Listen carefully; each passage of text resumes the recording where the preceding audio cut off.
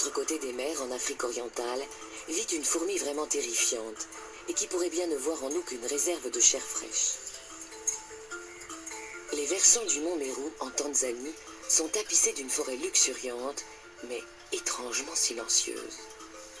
Où sont donc passées toutes les silhouettes familières de la faune africaine? Les éléphants eux-mêmes ont disparu. Certains ici blâment ces fourmis. Les fourmis voyageuses, également appelées les siafous.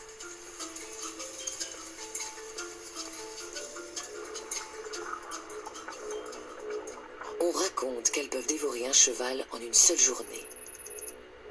Récemment, on leur a reproché la disparition mystérieuse d'un touriste au Congo. Alors, sont-elles vraiment mortelles?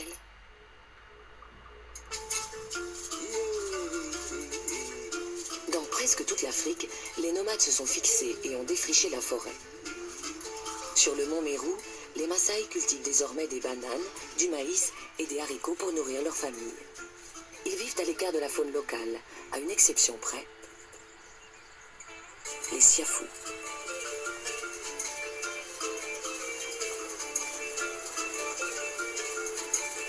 Tout comme les fourmis légionnaires, les siafous voyagent en quête de nourriture, avec cependant une différence fondamentale.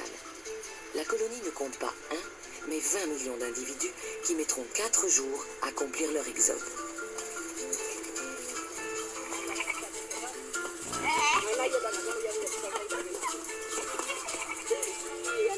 Les siafous inspirent sans aucun doute le respect et personne ne cherche à les déranger.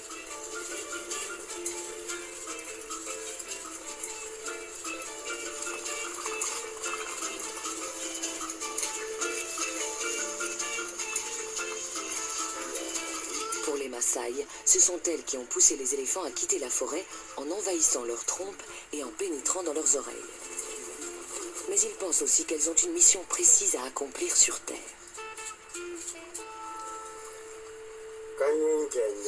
C'est Dieu qui a créé les siafous pour que cet endroit reste propre.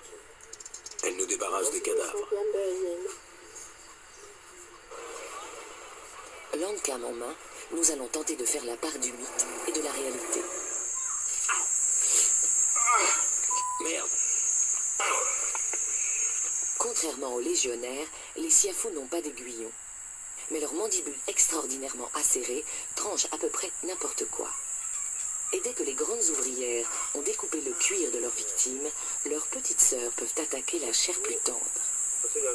Je crois que je vais battre en retraite. Je m'avoue vaincu. Siafou 1, réalisateur 0.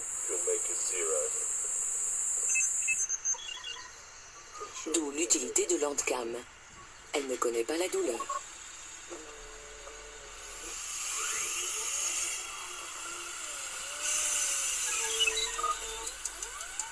Dans ce nouvel environnement agricole, les siafous font généralement leur nid dans la terre meuble, sous les bananiers.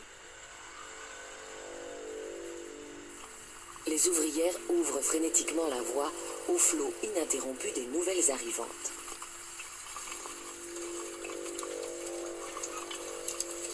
Elles sont totalement aveugles. Tous les ordres se transmettent par le toucher et l'odorat. Leurs corps sont couverts d'émetteurs et de capteurs chimiques. Dans cet univers obscur, elles creusent une fourmilière pouvant accueillir 20 millions de leurs sœurs.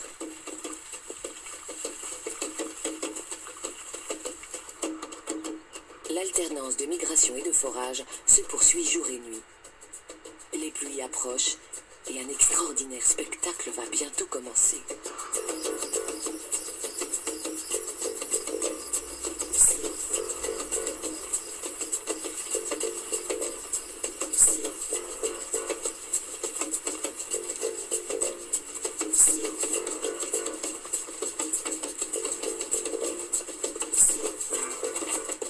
De la communauté, une étrange créature rôde, comme attirée par la colonne de fourmis.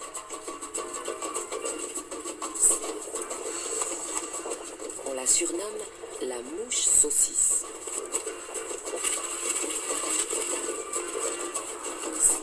À peine croisent-elles leur chemin qu'elle est attaquée par les fourmis.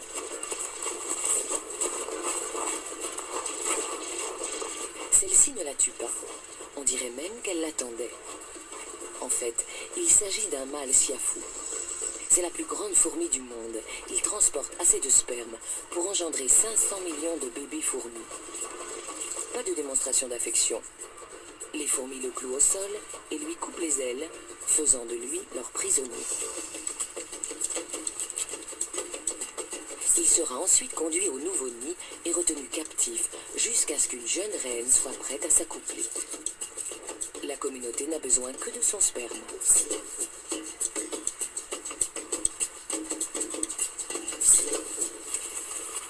La colonne s'enfonce sous terre avant d'atteindre enfin le nid. Landcam braque ses lumières sur les sentinelles qui montent la garde contre les prédateurs souterrains.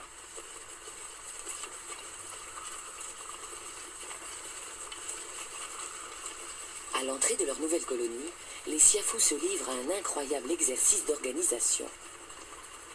Chaque minute voit arriver 6000 fourmis qui transportent presque toutes une de leurs sœurs. Les nouveau-nés, les larves et les œufs doivent être nettoyés puis stockés.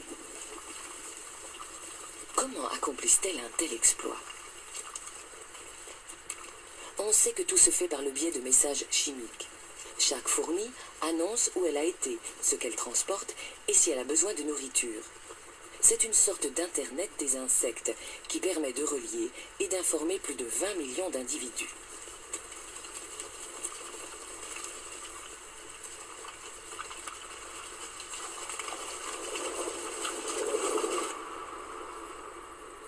Dans ce gigantesque bunker souterrain, les Siafous ont élevé l'organisation sociale au rang d'art. En formation serrée, les soldats créent une structure solide qui enveloppe l'apparent chaos intérieur.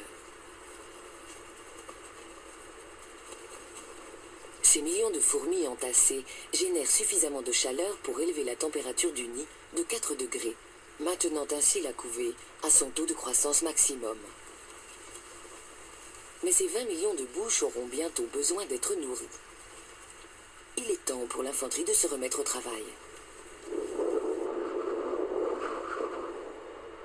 Les Siafous passent la plus grande partie de l'année à sommeiller en menant une vie exclusivement souterraine.